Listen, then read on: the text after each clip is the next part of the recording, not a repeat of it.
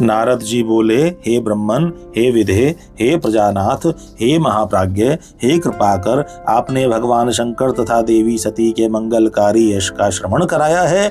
अब इस समय पुनः प्रेम पूर्वक उनके उत्तम चरित्र का वर्णन कीजिए। उन दंपति शिवा शिव ने वहां रहकर कौन कौन सा चरित्र किया था? ब्रह्मा जी बोले, हे मुने, आप मुझसे सती और शिव के चरित्र का प्रेम पूर्वक श्रवण कीजिए। वे दोनों दंपति वहां लौकिक गति का आश्रय ले नित्य निरंतर क्रीड़ा करते थे। हे मुने, तदनंतर महादेवी सती को अपने पति शंकर का वियोग प्राप्त हुआ, ऐसा कुछ श्रेष्ठ बुद्धि वाले विद्वानों का कथन है। परंतु हे मुने, वास्तव में उन दोनों शक्ति और शक्तिमान का परस्पर वियोग कैसे हो सकता है? क्योंकि चिन्मय वे दोनों वाणी और अर्थ के समान एक दूसरे से सदा मिले जुले हैं। फिर भी सर्व समर्थ सती एवं शिव लीला प्रिय होने के कारण लोक व्यवहार का अनुसरण करते हुए जो कुछ भी करते हैं वह सब समीचीन ही है।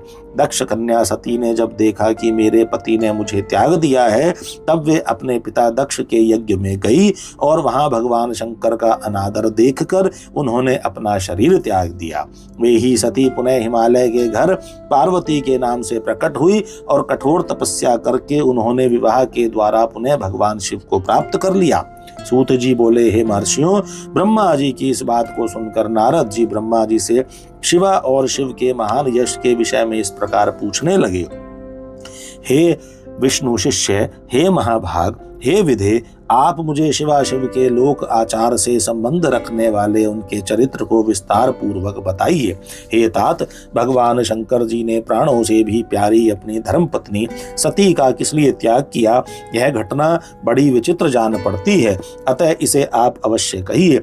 आपके पुत्र दक्ष प्रजापति ने यज्ञ में भगवान शंकर का अनादर क्यों किया और वहां अपने पिता के यज्ञ में जाकर सती ने अपने शरीर का त्याग क्यों किया? पुनः उसके बाद क्या हुआ? महेश्वर ने क्या किया? ये सब बातें मुझसे कहिए। मैं इस वृतांत को श्रद्धा युक्त होकर सुनना चाहता हूँ। ब्रह्मा जी बोले, हे पुत्रों में श्रेष्ठ, हे महाप्राज्ञ, हे तात, हे नारद, आप महर्षियों के साथ बड़े प्रेम से भगवान चंद्रमौली का चरित्र सुनिए। श्री विष्णु आदि देवताओं से सेवित पर ब्रह्म परमेश्वर को नमस्कार करके मैं उनके महान अद्भुत चरित्र का वर्णन करता हूँ। हे मुने, यह सब शिव की लीला है। वे प्रभु अनेक प्रकार की लीला करने वाले, स्वतंत्र और निर्विकार हैं। देवी सती भी वैसी ही हैं। हे मुने, अन्यथा वैसा कर्म करने में कौन समर्थ हो सकता है? परमेश्वर शिव ही पर ब्रह्म परमात्मा है, जिनका भजन सदा श्रीपति विष्णु, मैं, ब्रह्मा, समस्त देवतागण, महात्मा, मुनि, सिद्ध तथा सनकादि सदैव करते रहते हैं। शेष जी प्रसन्नता पूर्वक जिनके यश का निरंतर गान करते रहते हैं, किंतु कभी भी उनका पार नहीं पाते हैं। वे ही शंकर सबके प्रभु तथा ईश्वर हैं। यह सब तत्व विभ्रम उन्हीं की लीला से हो रहा है, इसमें किसी का दोष नहीं है, क्योंकि वे सर्वव्यापी ही प्रेरक हैं। एक समय की बात है, तीनों लोकों में विचरण करने वाले लीला विशारद भगवान रुद्र सती के साथ वृषभ पर आरूढ़ हो पृथ्वी पर भ्रमण कर रहे थे। सागर और आकाश में घूमते हुए दंडकारण्य में आकर सत्य प्रतिज्ञा वाले वे प्रभु सती को वहां की शोभा दिखाने लगे। वहां उन्होंने लक्ष्मण सहित श्री राम को देखा, जो रावण द्वारा बलपूर्वक हरी गई अपनी प्रिया पत्नी सीता की खोज कर रहे थे। हे वे, हाँ सीते, इस प्रकार उच्च स्वर से पुकार रहे थे, जहां तहां देख रहे थे और बार बार रो रहे थे। उनके मन में विरह का आवेश छा गया था। वे उनकी प्राप्ति की इच्छा कर रहे थे, मन में उनकी दशा का विचार कर रहे थे, वृक्ष आदि से उनके विषय में पूछ रहे थे। उनकी बुद्धि नष्ट हो गई थी, वे लज्जा से रहित हो गए थे और शोक से विहल थे। वे सूर्य वंश में उत्पन्न वीर भूपाल दशरथ नंदन भरत अग्रज थे। आनंद रहित होने के कारण उनकी कांति फीकी पड़ गई थी। उस समय उदार चेता पूर्ण काम भगवान शंकर ने लक्ष्मण के साथ वन में घूमते हुए माता कैकेयी के वरों के अधीन उन राम को बड़ी प्रसन्नता के साथ प्रणाम किया और जय जयकार करके वो दूसरी ओर चल दिए। उन भक्त वत्सल शंकर ने उस वन में श्री राम को पुनः दर्शन नहीं दिया। मोह में डालने वाली भगवान शिव की ऐसी लीला को देखकर सती को बड़ा आश्चर्य हुआ। वे उनकी माया से मोहित हो उनसे इस प्रकार कहने लगी, हे देवदेव, हे परब्रह्म, हे सर्वेश, हे परमेश्वर, ब्रह्मा विष्णु आदि सब देवता आपकी ही सेवा सदा करते रहते हैं। आप ही सबके द्वारा प्रणाम करने योग्य हैं। सबको आपका ही सर्वदा सेवन और ध्यान करना चाहिए। वेदांत शास्त्र के द्वारा यत्न पूर्वक जानने योग्य निर्विकार तथा परम प्रभु आप ही हैं। हे नाथ, ये दोनों पुरुष कौन हैं? इनकी आकृति विरह वृथा से व्याकुल दिखाई पड़ रही है। ये दोनों धनुर्धर वीर वन में विचरण करते हुए दुख के भागी और दीन हो रहे हैं। उन दोनों में नील कमल के समान ज्येष्ठ पुरुष को देखकर किस कारण से आप आनंद विभोर हो उठे और भक्त की भांति अत्यंत प्रसन्न चित्त हो गए? हे स्वामिन, हे शंकर, आप मेरे संशय को दूर कीजिए। हे प्रभु, सेव्य स्वामी अपने सेवक को प्रणाम करे, यह उचित नहीं जान पड़ता है। ब्रह्मा जी बोले, हे नारद, कल्याणमयी परमेश्वर की आदि शक्ति सती देवी ने शिव की माया के वशीभूत होकर जब भगवान शिव से इस प्रकार पूछा, तब सती की यह बात सुनकर लीला करने में प्रवीण परमेश्वर शंकर जी हंसकर सती से कहने लगे, हे देवी, हे सती, सुनो, मैं प्रसन्नता पूर्वक सत्य बात कह रहा हूँ। इसमें किसी प्रकार का छल नहीं है। वरदान के प्रभाव से ही मैंने इन्हें आदर पूर्वक प्रणाम किया है। हे देवी, ये दोनों भाई वीरों द्वारा सम्मानित हैं। इनके नाम श्री राम और लक्ष्मण हैं। ये सूर्य वंश में उत्पन्न हुए हैं। परम बुद्धिमान और राजा दशरथ के पुत्र हैं। इनमें जो गौर वर्ण के छोटे भाई हैं वे शेष के अंश हैं, उनका नाम लक्ष्मण है। इनमें ज्येष्ठ भाई का नाम श्री राम है। वे भगवान विष्णु के पूर्ण अंश तथा उपद्रव रहित हैं।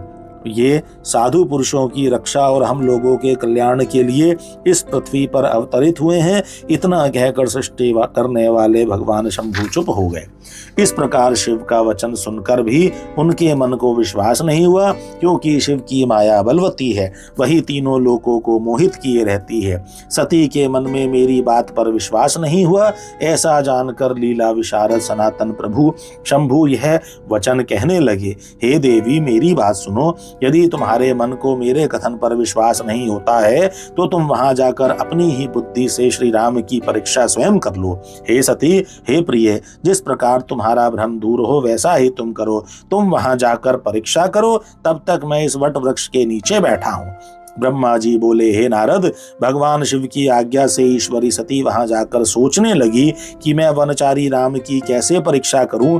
मैं सीता का रूप धारण करके राम के पास चलूं। यदि राम साक्षात विष्णु हैं तो सब कुछ जान लेंगे, अन्यथा वे मुझे नहीं पहचानेंगे। इस प्रकार विचार करके मोह में पड़ी हुई वे सती सीता का रूप धारण कर श्री राम के पास उनकी परीक्षा लेने के लिए गई। सती को सीता के रूप में देखकर शिव नाम का जप करते हुए रघुकुल श्रेष्ठ श्री राम सब कुछ जानकर उन्हें प्रणाम करके हंसकर कहने लगे, हे सती, आपको नमस्कार है।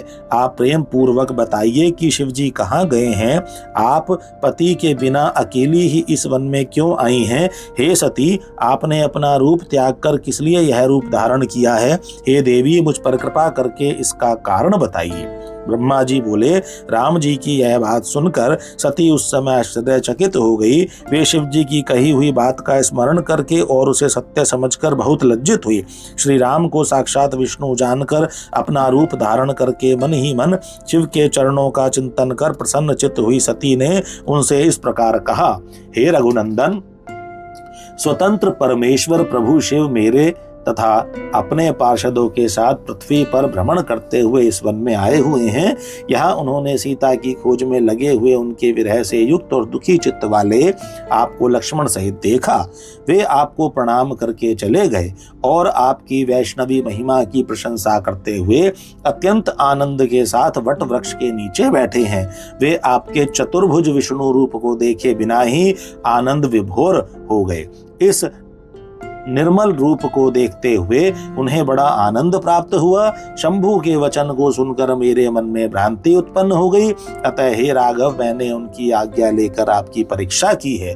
हे श्री राम, अब मुझे ज्ञात हो गया कि आप साक्षात विष्णु हैं। मैंने आपकी संपूर्ण प्रभुता देख ली है। अब मेरा संशय दूर हो गया है।